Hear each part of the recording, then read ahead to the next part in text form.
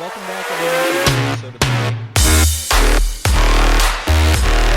We have a special episode in which we are getting one of the big three Cage films, one of the premises that this podcast was based on. I am one of your hosts, Josh, joined as always by Rich and Ryan. How are we feeling, guys? I am aghast that this movie is on the Criterion Collection. Yeah, I'm paying attention to the Drake-Kendrick Lamar beef. Yeah, because like Still? the coolest Isn't thing that... to do when you've been accused of being a pedophile is to write a song about how you're not a pedophile. We gotta write a song. Do not diddle kids. Yeah. It's no good diddling kids. Won't do it with anyone younger than my daughters. Gotta be big. No little kids. Something like that. Yeah, something exactly like that. So I don't need to listen to Drake's song. I get the gist of it. Oh, speaking of our references. Well, first, let me introduce the movie. We're here today to talk about The Rock. 1996. We're talking about Dwayne Johnson today? Not even, no. If you Google The Rock, you get that man instead of this movie to tell you how relevant this film is. No. We're not diving into Dwayne Johnson's filmography. I don't know where he fucked up that career, but it's bad. Black It's Adam. been bad. Yeah, as soon as he agreed to hop been on bad. superhero shit, it's bad. Well, no, it wasn't that he did Black Adam. It's that he accused, like, everyone in Hollywood of being racist for not liking Black Adam. Yeah. He knows Black Adam isn't black, right? I don't know. I don't think he does. I don't care. The man is now the CEO of a billion-dollar company, up against the wall. Wait, what company? Endeavor. I don't know what that is. The parent company of UFC and WWE. He's like on the board of directors. Board of directors or CEO? Oh, sorry, he's on the board of directors. Okay, that's so different. he's still making a ton of fucking money. Fucking yeah, of course. But Yeah. I was like, it's like what about his career lends anything to business acumen? He's a financier at best. Anyway, because we were referencing obviously some of our favorite shows every time we do one of these episodes, I have to say, in place of one of those references, there's one where I'm going to say a particular scene could have 100% I think you should leave skit. And I want you guys to mull that over as we approach it. Because there's one part, I rewatched it like 4 or 5 times. I'm like, this is fucking hilarious. So let's dive into housekeeping. I'm sure there's going to be some feelings and some thoughts as we go through this. So first up, we have the director. This is a Michael Bay joint. That Michael Bay. The one who, and I actually didn't know this before I did the housekeeping research. He got his start in music videos. Yeah, I knew that. Which put him on the radar. I did know that, yeah. So And did the then guy he that did Con Air. His first fucking filming role was Never Gonna Give You Up by Rick Astley. What? Oh, that fucks, actually. So that's doesn't where that the genius directorial eye came from on that film. Absolutely. But I mean, it's not odd for directors to have a bunch of music videos in their CV. But Michael Bay also then moved on to do advertisements for some major companies like Pepsi and Nike and shit. Yo, can you imagine a Nike commercial where just shoes are just blowing up all over the screen? Yes. Well, I can. I didn't bother to go and look at that like weird avant-garde one where that woman like throws a shoe at a projection screen or something like that. You guys have to know which commercial. It's an Apple commercial. It's 1984, and was that Michael Bay? I don't know. Yeah, and it was a I sledgehammer, think not a shoe. Okay. I'm about to say, I think you're confusing the 1984 Apple for like the Apple II. Probably. Well, I thought there Ryan was some is viciously weird. typing. Yeah, I thought need there to was know. a weird Nike one back in the day too, but Apple makes a lot more sense. That was directed by but- Ridley Scott. I feel like I should have known that. Yeah, me There you too. But Michael Bay has directed a number of films. A couple of them, just off the top of my head, we got Bad Boys, we got Armageddon, we got Pearl Harbor, we got Bad Boys 2. We got I think most of, if not all of, I think most at this point, the Transformers movies. Like at least half, yeah. 13 Hours, Secret Soldiers of Benghazi, 6 Underground, and Ambulance. 6 Underground was bad. Ambulance I actually heard good things about, but I haven't seen. So have I, weirdly enough. It was like, people are like, good explosion movie. Like, even people who care about cinema are like, good explosion movie. The dude does good explosion movies. I like a good explosion movie. Moving on to the writers, and this was kind of surprising to me. So we have what appears to be a writing team in David Weisberg and Douglas Cook, because both of them have literally 5 writing credits and they're identical. There's Payoff, Holy Matrimony, Double Jeopardy, and Criminal. And this film, and that's it. That Double Jeopardy remake's pretty good. I'll give that one its props. And then, the third writer is Mark Rossner, who, besides this film, has all TV writing credits. Among them, we have Crime Story, Dream Street, Shannon's Deal, Empire City, and Blue Bloods. So not even any, like, prestige TV writing, just... I don't know. If you ask a 70-year-old, they'll say Blue Bloods is prestige TV. Well, that's why I'm not asking those fucking people. Yeah.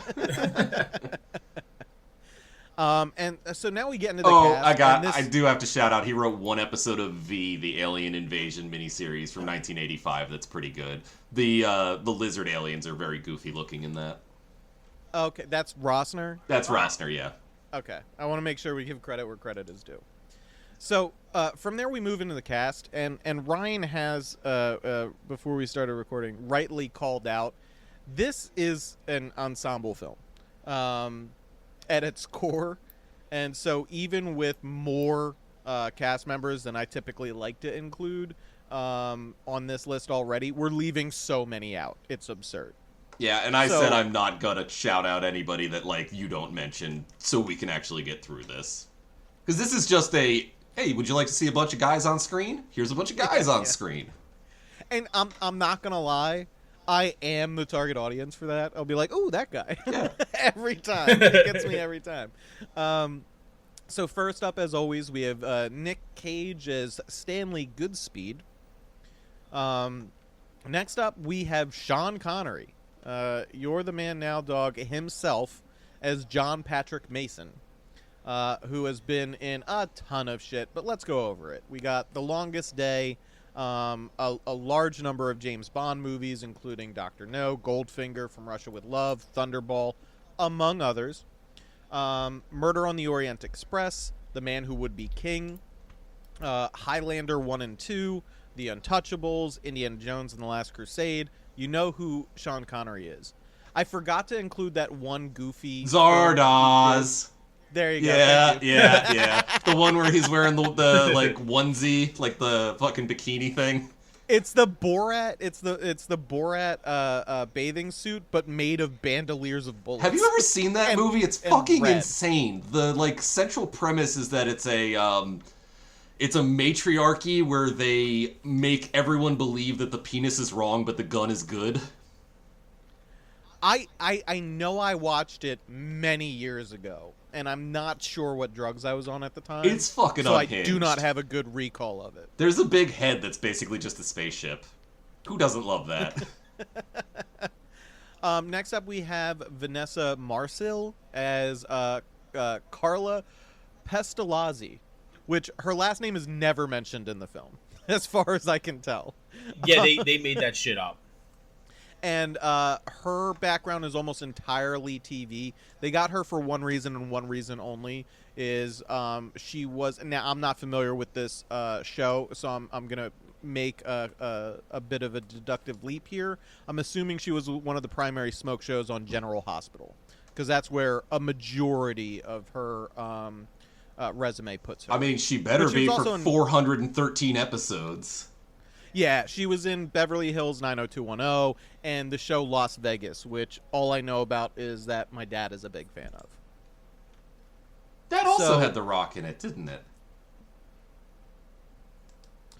Dwayne Johnson? Yes, Dwayne Johnson. Okay. We're going to have to be specific with that term as we throw it around. Just for this episode. Any other time, there's only one thing you could mean. I might be mistaken on that. I'm double checking, but I think he had like some guest stars in there. I think it's entirely possible. Next up, we have Ed Harris as General Francis X. Hummel. What do you think the Ed X Harris, stands for? Xavier. It's gotta be, yeah. I was going to say Xavier. Or Xander. Yeah. I could see him being a Xander. But I am also very X-Men 97 pilled right now. I'm waiting, and I'm just gonna fucking binge it. It's good. You have stupid, sexy Gambit in it. Yours a cutoff. Oh, like a midriff, like a baby yep. T. Never cool. in my life thought a cartoon character was sexy until I saw Gambit in X-Men 97. Welcome First to the of all, fold. that is a fucking lie from you, and I know it. I know it for a fact. I guarantee you could trace your sexual awakening to a cartoon if you think hard enough. Guaranteed.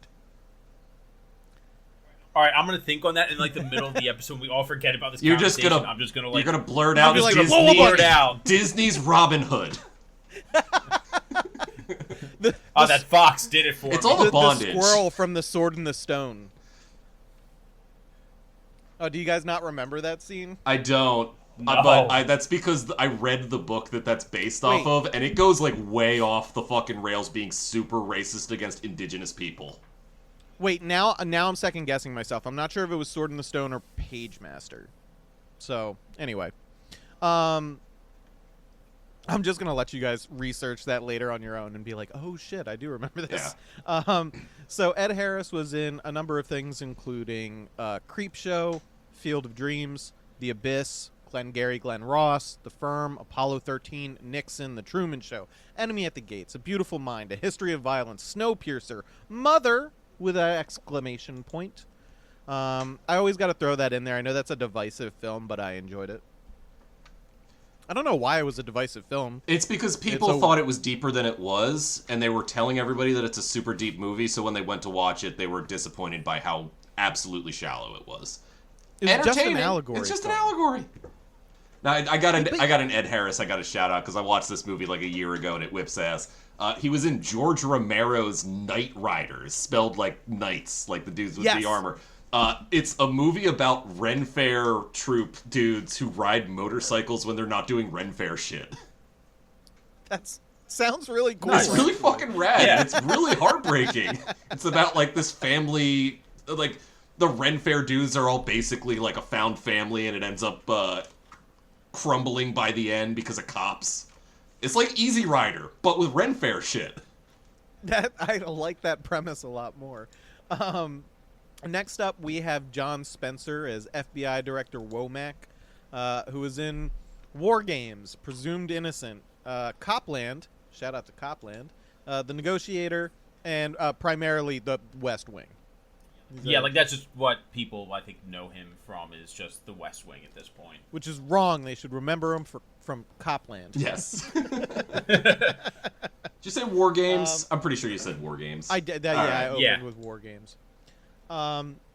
Next up, we have David Morse as Major Tom Baxter, putting the crowning jewel of his career up top, 12 Monkeys, The Long Kiss Goodnight, Contact, The Negotiator, The Green Mile, Disturbia, The Hurt Locker, Drive Angry, which I don't remember him in Drive Angry. Who the fuck was he in Drive Angry? I don't know. I don't remember. He's on that list, though. Cool. And Horns. Because I know we called out Horns recently, too. I think, we were probably talking about Joe Hill, and I was talking about how I liked the movie more than the book on that one. We have William Forsythe as Ernest Paxton. He was in Once Upon a Time in America, Raising Arizona, Dick Tracy, The Devil's Rejects, and Halloween, the 2007. So he has a history of working with Rob Zombie. He was in Boardwalk Empire, but I have a big oh no for William Forsythe fans. I saw two movies he was in, and immediately was like, oh, please, no. He was in the 2019 film Roe v. Wade. which if you guys didn't hear about the controversy on that, Oh yeah, it was I did. I was thinking Roe v. Wade, but about how abortion is bad and Roe is a liar or some shit like that. It's bad, dude. And he's in God's Not Dead, We the People. Yeah, it's very possible he just likes money, but yeah, no, that's a big yike for me. Those are big standouts for the We Like Money crowd. Plus, he doesn't need to do those kinds of films. I'm assuming he took a pay cut to do that shit. So, yeah. Next up, we have Michael Biehn. Bane. As Bane. Bane. Bane. That's way better. Yeah. That sounds way more It badass sounds than really Bean. cool. As Commander Anderson. He was in The Fan, The Terminator, Aliens, The Abyss, Terminator 2, Planet Terror, to harken back to another film that we've covered. So, big presence there. We have John C. McGinley as Captain Hendricks, who I am always shocked when I get to this guy's filmography, because everybody it's good knows as him. Fuck. Everybody knows him as Dr. Cox from Scrubs, of all things. He was in fucking Platoon, Wall Street, Born on the 4th of July, Highlander 2, Point Break, Seven, Nixon, Office Space, Any Given Sunday. And then, probably less important, Identity and World Trade Center as an uncredited firefighter. Yeah. Well, no, I think because him and Neil Flynn just made Scrubs completely watchable. Yeah, I agree with that, but that's a fucking hell of a filmography from this guy to just be remembered for Scrubs. Have you seen Belko experiment with him? No. You, Rich, you'll hate it. Josh, you'll love it. I take it it's a horror film? It is. It's All right, I'm a down. social experiment film about driving people to violence in an office building. Oh, that's a fun trope. Yeah, it is. I like that. Next up, we have Gregory Sporletter as Captain Fry. He was in A League of Their Own, True Romance, Twister, Clay Pigeons, Being John Malkovich, Black Hawk Down, SWAT, and the 2010 remake of The Crazies. That's the Timothy Olyphant one. Yeah, that one was all right. It's. I didn't hate it. I didn't hate it either. The original's not that great either for being a George Romero. I think that was definitely when he had like his lowest budget. Yeah, I could see But his that. budget was $800 and 6 ham sandwiches. Which is somehow only slightly less than he had for Night of the Living Dead. I was gonna say, wasn't that the going rate in the day? Next up, we have Tony Todd as Captain Darrow. Well, that's a good name. Yeah. Who was also in Platoon, was in Bird, Lean on Me, the 1990 Night of the Living Dead, all of the Candyman movies, every single one of them. I'm about to say, he is the Candyman. He's is the the Candyman, Candyman. yeah. Yeah. He was in The Crow. People forget that one. Yeah, he's like a drug dealer in that. Wishmaster. He was a member of what's his name's gang, right? Yeah, yeah. Val Kilmer's gang. Several of the Final Destination movies, The Man from Earth and Broken Cross. And then last, at least one Beastmaster sequel that I can't find the name of. Oh, I thought about throwing Beastmaster in there, but I was doing highlights. Okay. I mean, you knew I'd have to bring up Beastmaster. Yeah. And then I'm closing this out on Claire Forlani as Jade Angelou, who was really big for a very specific period of time, and then I haven't seen her since. But she was in Mallrats, Basquiat, Meet Joe Black. Jean-Michel Whatever. Basquiat. All right, get keep that French out of my mouth as much as possible. It's actually Haitian. So, Basquiat. Hey, he was... What was that? It's actually French Haitian. It's not exactly French. Okay. Well, all right. Yeah, he's the dude that dated Madonna. Well, he was a really good artist was. who loved heroin a bit too much. And he loved drawing That's crowns. Loved drawing crowns. Jesus Christ. She was in Meet Joe Black, which has a great scene with Brad Pitt doing Jamaican patois, right? Yeah, I know what that you're talking about. Yep. She was in Mystery Men. She was in Antitrust, Green Street Hooligans, and 5 Feet Apart. Wait, which mystery man was she? I don't. It's been a minute since I watched Mystery Men. So I'm proud that you had Ben Stiller. H. Mace was the shovel Yeah, guy. H. Mace was the shoveler. Paul you Rubens. had the bowler. Janine Garofalo was the bowler. Yeah, Janine Garofalo. You was had the bowler. Tom Waits in there. Wait, it wasn't then. When did Janine Garofalo introduced Bob Odenkirk and David Cross to each other? Oh, that would have been in like the late 80s, early 90s when they were doing like Mr. Show. Well, that's what got them together Mr. to Show, do yeah. Mr. Show. Yeah, if I'm remembering my anecdotes properly. So that's gonna close out housekeeping. I forgot And Jeffrey we're Rush was only- Casanova Frankenstein in that. Yeah, he was. And we are only slightly overdue for a quick ad break. So, not that bad, but yeah. So, listen to these ads unless you want to pay for our Patreon. It's cheap, and you get to listen to this stuff without ad breaks. I'd do it, but I'm making this shit. Yeah, it's cheap and easy. Name of our sex tape.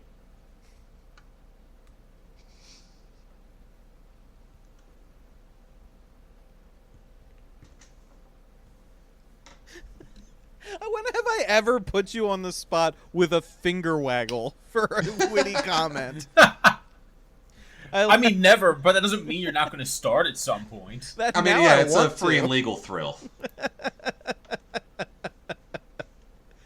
Okay. Those are some ads. And Oh, and yeah, let me just go ahead and do the patreon.com/Nick Cage fight. Go ahead.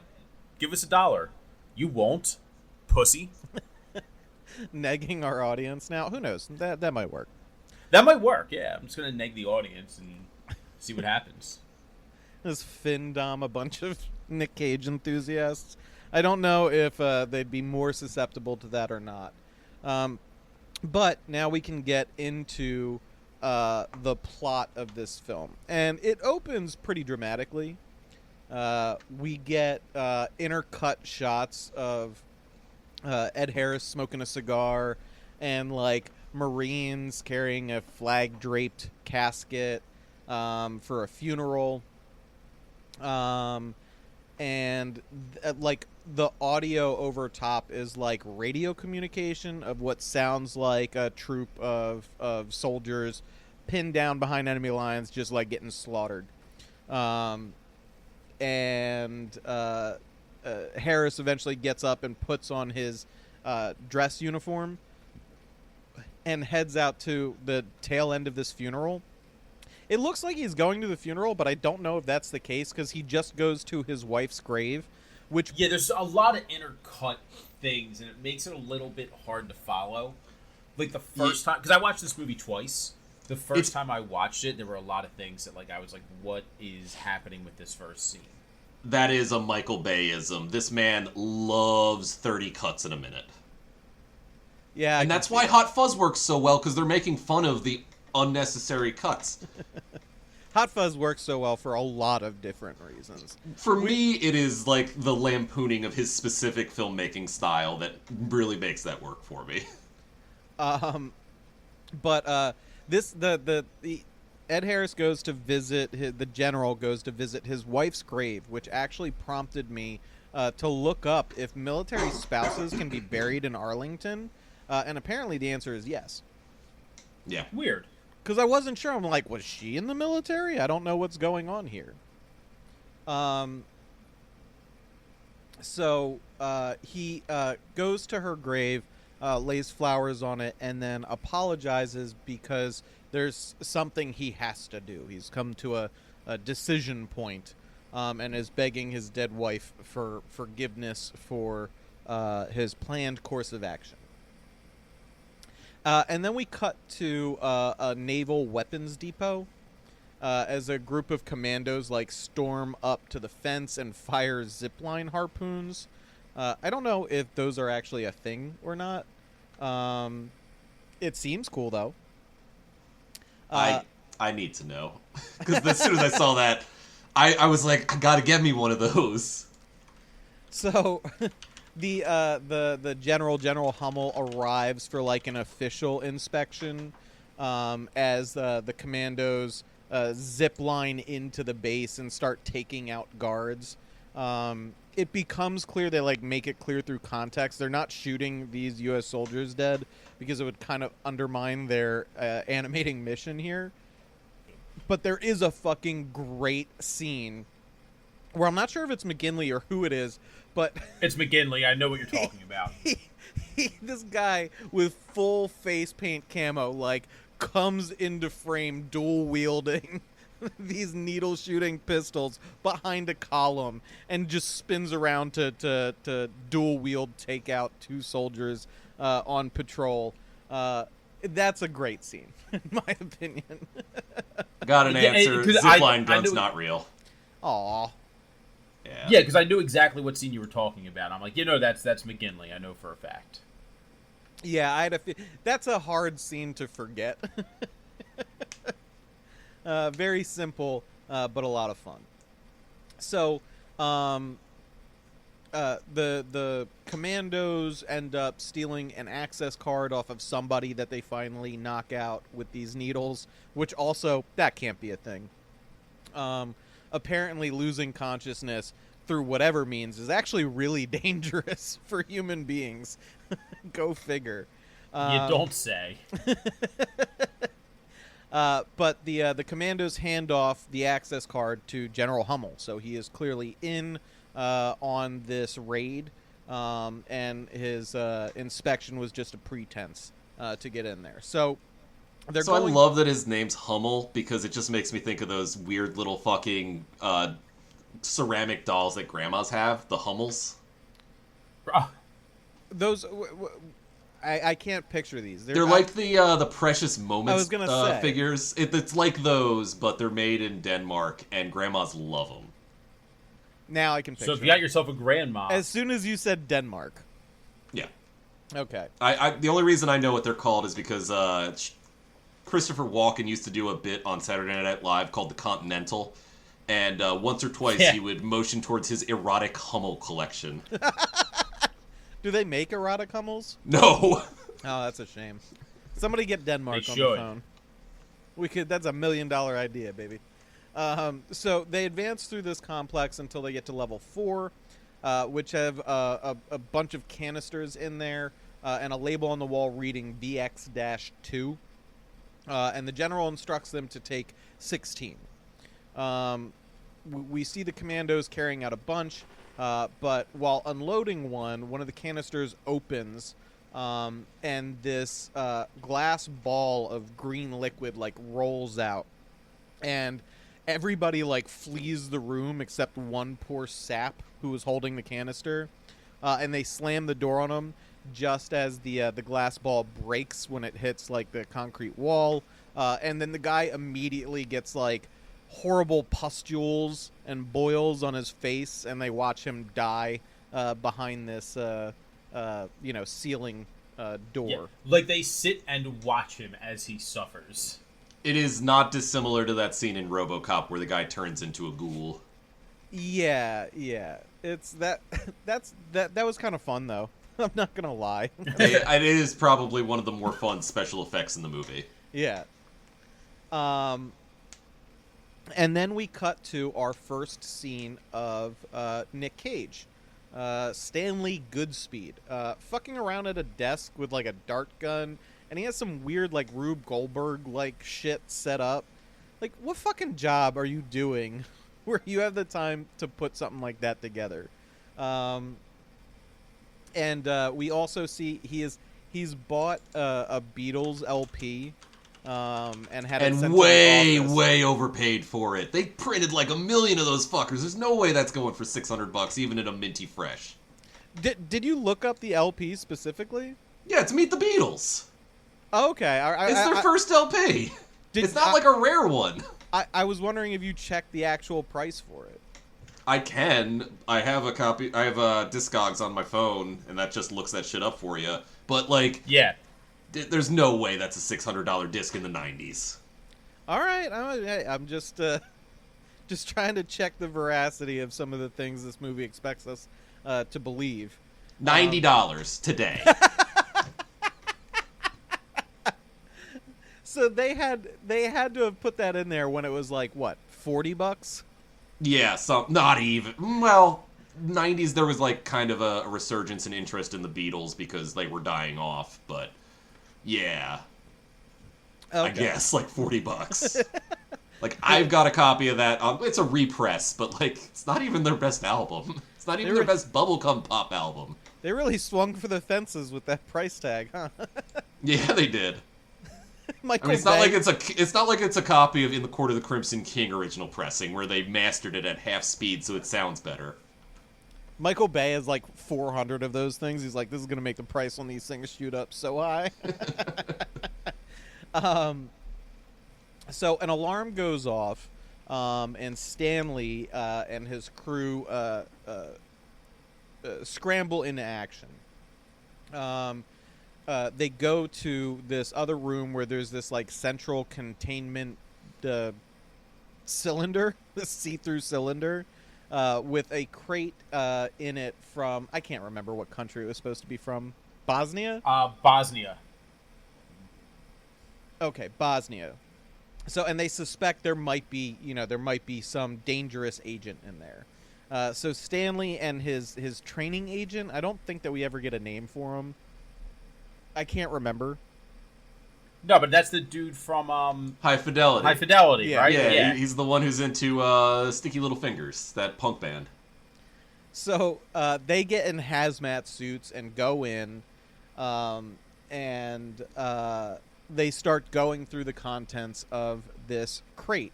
And the agent in training is fucking around with like a baby doll.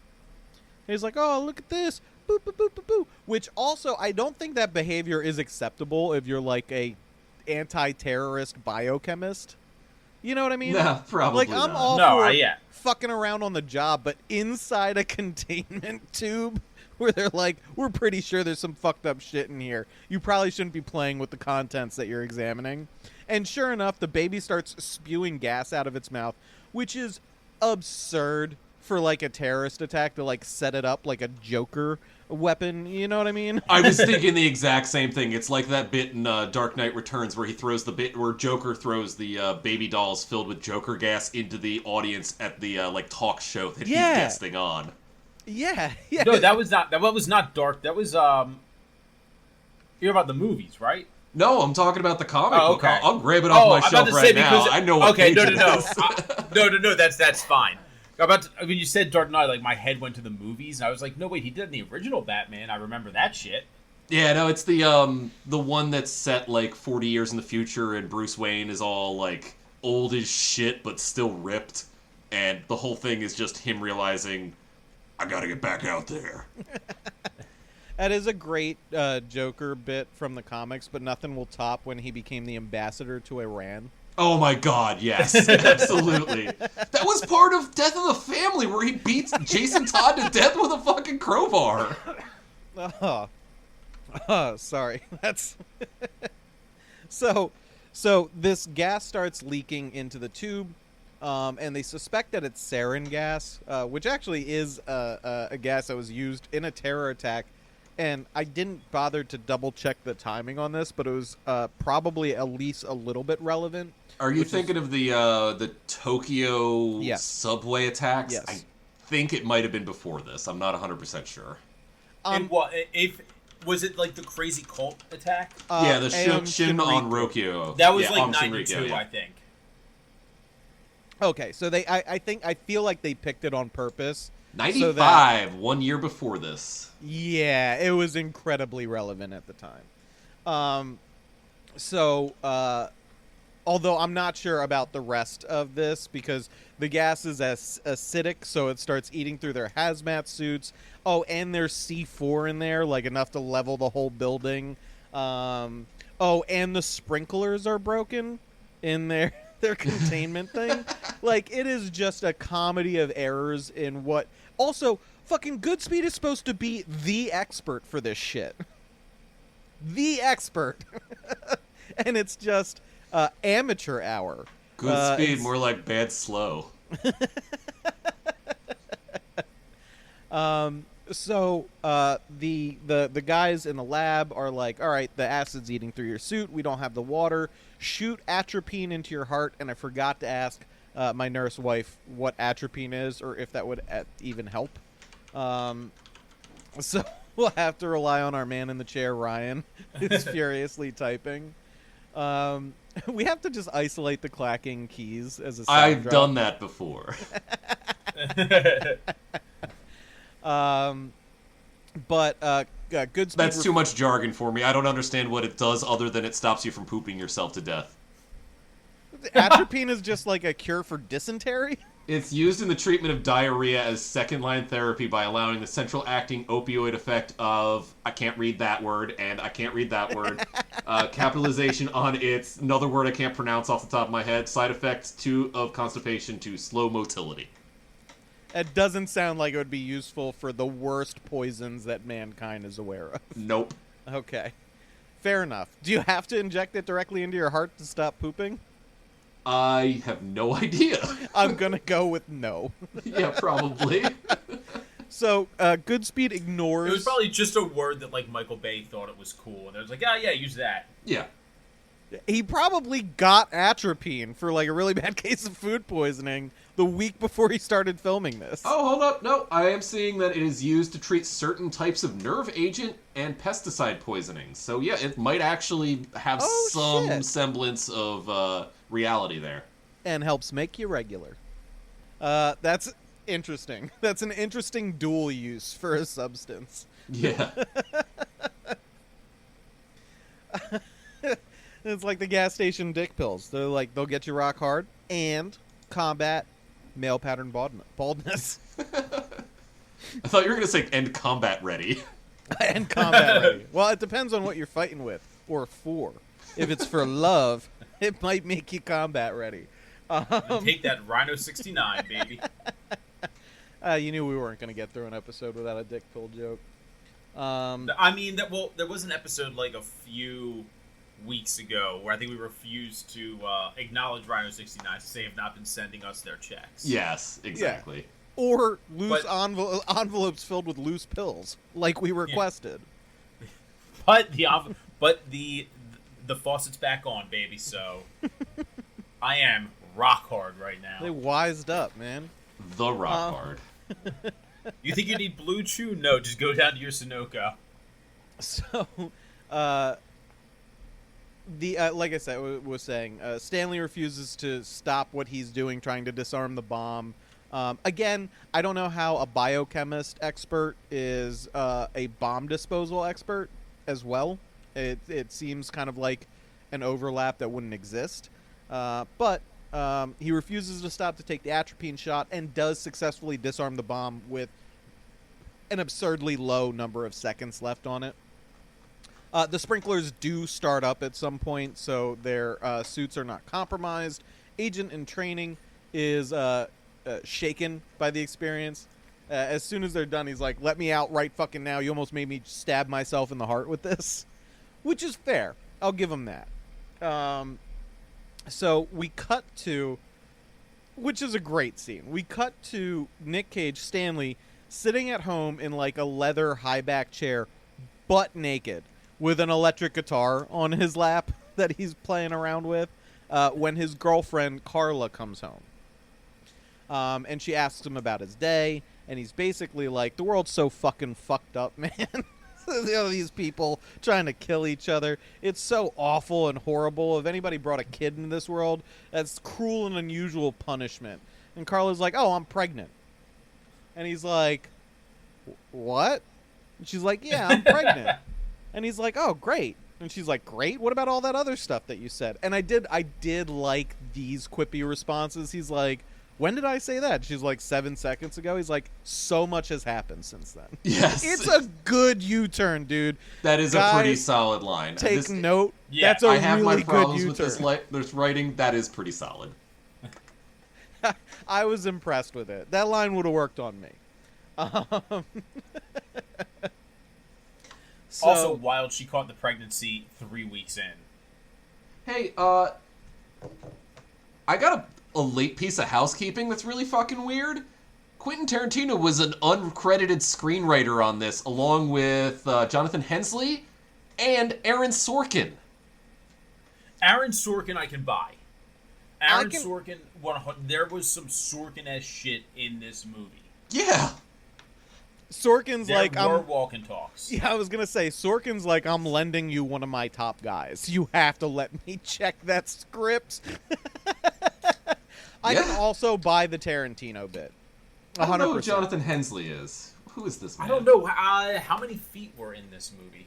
No. Not They didn't let him write feet in. Okay. Okay, it was the guy that wrote Armageddon was the other script doctor, it seems. I feel so bad for the 3 credited writers. Could you fucking imagine? Oh, he also wrote Die Hard with a Vengeance. That's crazy. Dude. Of like, hey guys, good job, but we're gonna bring in Quentin fucking Tarantino to just punch this up a bit. Yeah, and this is 96. This is like a year after Pulp Fiction. The dude who did Armageddon. Could you imagine? You're like, I'm sorry. You're like a high school basketball player, and they're like, you did great. We have a guest player for tonight's game. It's Shaq. So, and you're like, son of a bitch, man. Like, this is my shot. They're like, don't worry, they're uncredited. Now get the fuck out of the writer's room right now.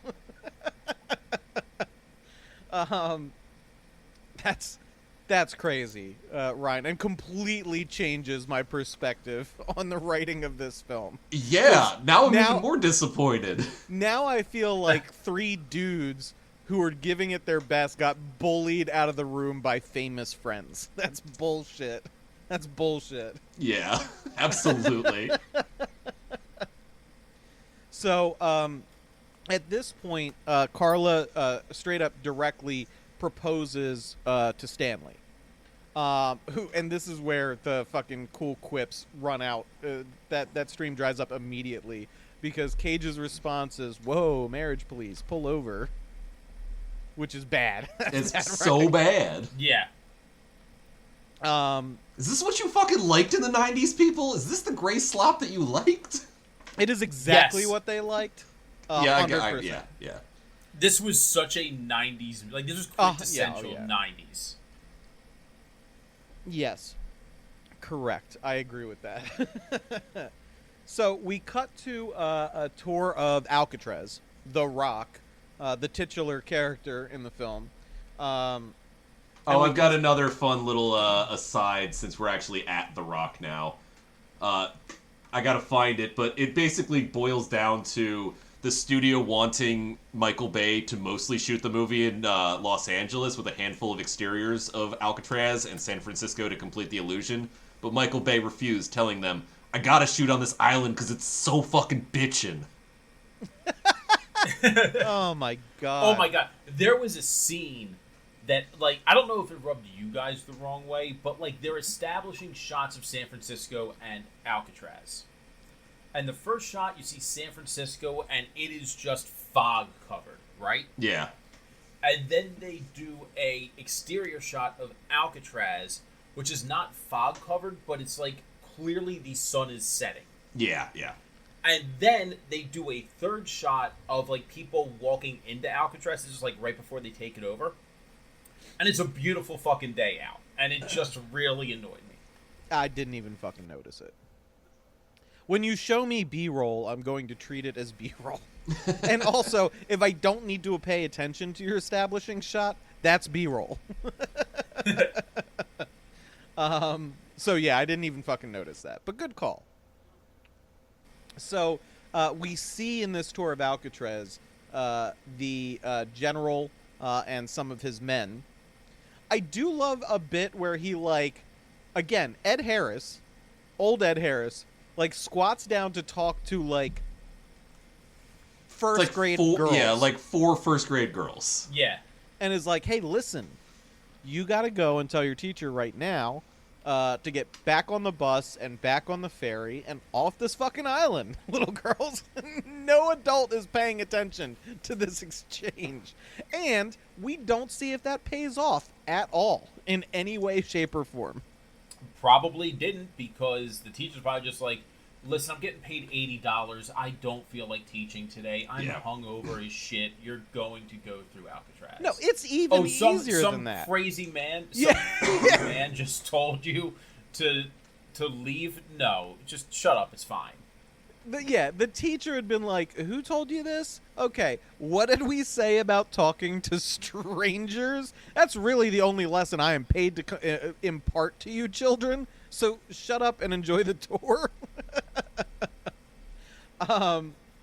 But the general and his goons take out the security, I guess, and then come up on the tour guide, who is somebody else that's at least moderately famous. I didn't bother including him in housekeeping because he's in the movie for 5 minutes. I forget who it is, but like the tour guide does have an interesting line. Like as he is like talking, like showing people Alcatraz, he starts talking about the goods and services that you can receive when you listen to the Nick Cage Fight podcast. Yeah, it was a specific shout out. Decades before we started recording, which we really appreciate. Yeah, weird that he called out the podcast. Yeah. Real fortuitous, though. Yeah. He really took a shot there. He really went for it.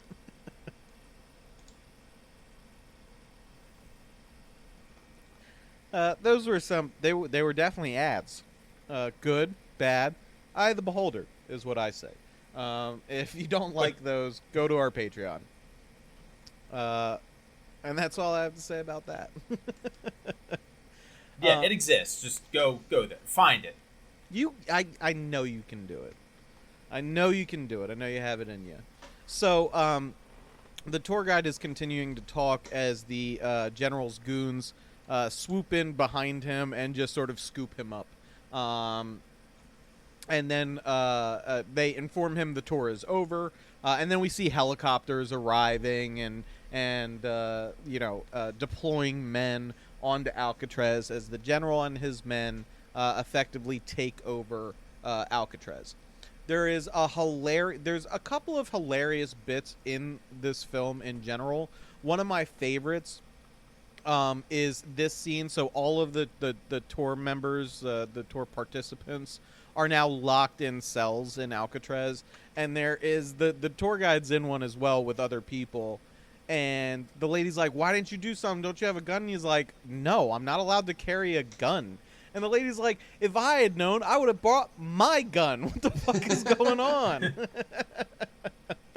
Oh, this is also where some of the dialogue kind of becomes a little bit funny to me, but not for what they're saying. There's parts in this movie where, like, this is clearly a rated R picture, correct? It is. Yeah. Okay. Because they say the word fuck a decent amount of times. And, if you have somebody under the age of 13 say or listen to the word fuck more than 4 times in their life, they explode. Correct, so, yes. Correct. Rated R. Rest in peace, Billy. I feel like there's I think there's a cooldown on that. Like, you can listen to the word fuck, like, once a week. I think that's how they figured out how many times you can say it in a PG-13 movie. Yeah. It's math. It's definitely not arbitrary. Yeah. If you listen, they start replacing the F word with things. Like, they start saying freaking a lot. And, like, they literally say the word a-hole. Yes, I know that, like, Cage Cage only curses once in the movie, I noticed. For the most part, he's throwing out, like, gee whizzes and shit like that. Like, darns, that type of thing. Right, and it's very jarring to hear, like, a freaking instead of in defense of freaking was big in the 90s.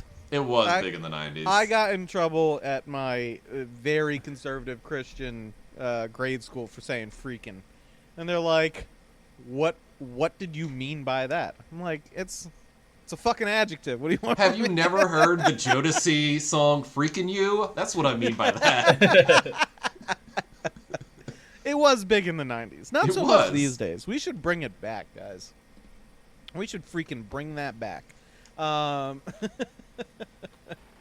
So the soldiers, the general soldiers, set up their gear, and we see them setting up So this is one area where I got a little bit confused, right? So the VX gas was in canisters, right? And now those canisters they just popped like the tip of a rocket on the front of it and like fins of a rocket on the back of it. Is that how shit works? I have no idea. I don't know. I don't think that's how that works.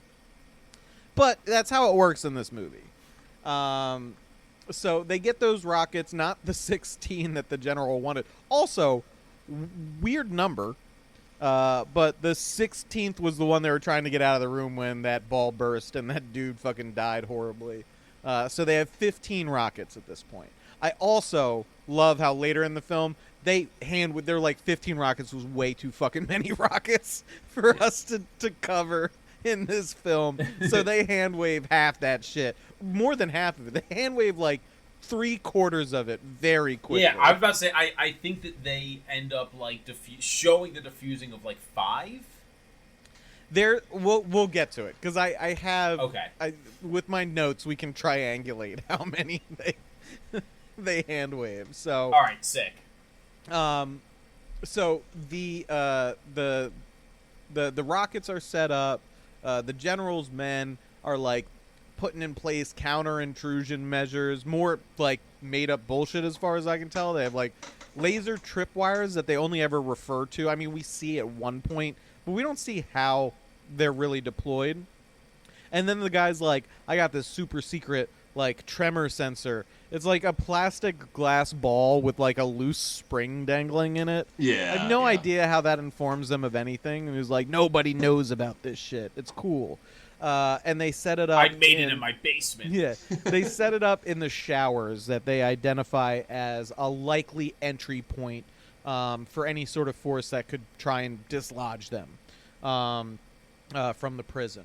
So while they're doing that, the general goes and apologizes to the hostages for the inconvenience before addressing his men. The general tells the men, warns them, that what they're doing will have them labeled as traitors, but believes that in time they'll become to be seen as patriots. Like the founding fathers were seen as, traitors until they won, and then now we consider them patriots, which raises some inadvertent questions that the movie doesn't feel like diving into. Are they going full seditionist? Is that what's happening in here? Kind of. So the plan is to ransom some sum of money from the government, pay everybody involved in this operation $1 million apiece, and then flee to a non-extradition country. I did the math. It does not work. I didn't do the math. I was like, I don't care. Because, he was asking for $100 million, mm-hmm. which I feel like the U.S. government, even in 1996, would just be like, here. Yeah, he was like, fucking give it to him. Yeah. It's like, we gave the banks like $40 billion for fucking up no strings attached, and they just paid out a bunch of fucking executives with it. $100 million, that's like Dr. Evil level ransoms. But, so he had, the amount of people he was talking about, I believe, was 86, getting, the family getting $1 million each. So that's 86 million gone. You're down to 14. No. Then... Sorry, he specified $1 million per soldier involved in taking Alcatraz. No. It was $1 million for the... It was them as well, but there was also $1 million each for each family of like the 83 members or 84 members, whatever it was. He didn't specify what the payout would be to the families. Ooh, yes he did. Really? Yes he did, because I just watched this fucking movie like an hour and a half ago. Okay. Yes, he does specify $1 million for each family. Okay. Then $1 million for each soldier. You're right at that $100 million, like, because there's more. It seemed like there was more than 20 soldiers that he had under his command. It felt like a lot. I didn't take a kill count during this, but I probably should have. We probably should start doing that for action films, but it didn't occur to me to do so. So the general does explain his anger is the reason for this is his anger at the government due to them deploying Marine Force recon members to carry out illegal missions. And then when those soldiers die, the government lies to their family about what happened to them and then denies them compensation. Which doesn't really make sense. You know what I mean? Like, the government would just pay them out. Don't get me wrong, the illegal missions and, like, wiping out villages and shit like that never hit the news, sure, I buy that 100%. But the U.S. government should at least, like, I think would at least pay out hush money to, like, widows and orphans. That's just good business. If you're trying to conduct a bunch of clandestine, plainly illegal murder missions, you know? You want to keep those traps shut. I don't know. So, at this point, we cut to Washington, D.C., where the director of the FBI gets a phone call, and it's the general's voice that informs him of the hostage situation at Alcatraz. And he threatens the San Francisco Bay Area with the VX gas and tells him he'll call back soon with demands. And then we cut to the Pentagon, and I don't know. What do you guys think? Is that a good place to? Yeah, because once the action starts, it's pretty one. much a bunch of guys get shot. Next scene happens, bunch of guys get shot. Next scene happens. I do have a lot to say for part 2, but we also don't have 20 minutes of housekeeping, so yeah. I think it works out. Hey, do we want to go out on a little fun fact? I love fun facts. All right, so this is 2 fun facts put together to contrast each other. According to William Forsythe, when he was 3 weeks into shooting the movie and they were about to shift locations for filming, Forsythe was mistaken for an extra when he was getting a hot dog from the set's catering. Forsythe said the employee told him that extras weren't allowed food from craft services, and she summoned security, who subsequently said that he was part of the main cast. Forsythe said, "I ate my hot dog, but I'm thinking 2 things. The fact that after 3 weeks on the movie, I was being forbade a hot dog, and I don't know what the hell they've got for the extras today. Trail mix, maybe? So that's fact 1. And I gotta scroll down to fact 2. Here we are. Michael Bay recalled the on-set catering at Alcatraz and eating steak and lobster in rooms, quote, where men were taken to their lowest existence. Jesus Christ. Both of those are awful anecdotes. So Forsythe didn't do anything to feed the extras. He was just like, oh shit, that sucks. Yeah. And Michael Bay, meanwhile, is like, I'm feeding my leading cast hot dogs, and I'm eating lobster in a cell where a man was kept without any representation for 20 years. Yup. Holy shit. That's dark as fuck. That's fucking good. Yep.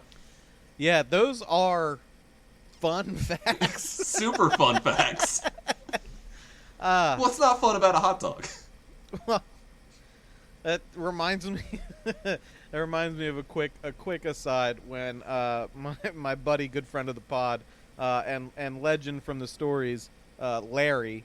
There was a day. Something was going on in the city that we were in. We were there for some event, and the public transport, all of them were filled. So they just were blowing by stops. And we were part of a crowd of like 40 fucking people waiting for the next one with any space on it. And so I was trying to devise a different way to get home when one finally stopped. But again, we were back by a ton of people. And Larry leans out the door of this vehicle and goes, "Come on, everybody, hop on. They'll let us stand." And I'm like, "What are you talking about?" He's like, "It's standing room only. It's illegal, but he's going to let us do it," because he had just went to a Sabret's hot dog stand, bought 2, and offered the driver one to let us illegally ride on this overstuffed public transport. And it worked. Hell yeah. Because who doesn't love a hot dog? Shit, man, I'd risk my job and potentially points on my license for a hot dog too. 100%. So that'll do it for part 1. You're definitely going to want to catch part 2. Big film, at least in the lore of this podcast. And also a bunch of ridiculous shit happens in the second half that I'm excited to talk about. So in the meantime, if you can't stand the wait You can find us on social media. We're still currently on the sinking ship that is X at cagefight_pod. If you X at us, we will X right back at you. That's the Cage Fight Podcast guarantee.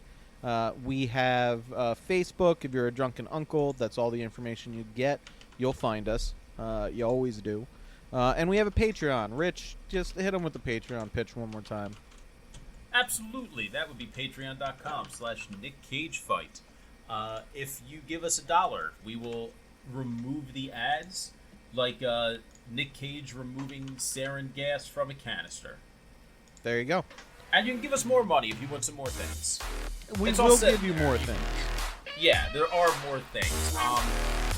We will mail you dick pills from our trusted sponsors. Offer subject to some limitations and restrictions. But there's plenty of good stuff there. Go check it out. See if anything keeps doing this.